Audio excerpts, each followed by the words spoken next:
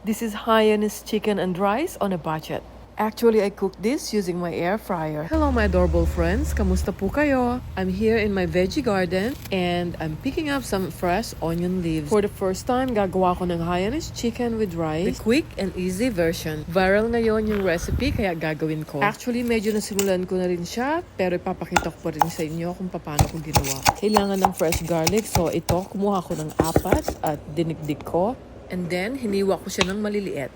Pagkatapos niyan, inihalo ko na rin siya dito sa inihanda kong mixture. Ito, meron siyang 4 cups na bigas, hiniwang sibuyas, chicken breast ang ginamit ko. Siguro mga 1 kilo. Tapos, hinaluan ko ng nor. Hinaluan ko rin ng turmeric powder for color. At meron nga pala iyang luya na hiniwa-hiwa ko. Nilagyan ko rin ng asin, paminta, at nilagyan ko rin ng sesame oil. Pagkatapos niyan, hinalo-halo ko na magsama-sama ng maayos yung mga ingredients. By the way, nasabi ko ba mga 1 kilong bigas itong ginamit ko. At ito na nga yung dahon ng sibuyas na galing sa aking backyard. At pagkatapos nito, I'm setting up my rice cooker. So ayan, siguro mga 20 minutes ito. Pero habang niluluto siya, gumawa naman ako ng Hainanese sauce. Yung sausawan. So ayan, luto na siya. At ang bango-bango. Hindi ko na po na ipakita kung paano gawain yung Hainanese dipping sauce kasi nagugutom na yung aking kabiyak.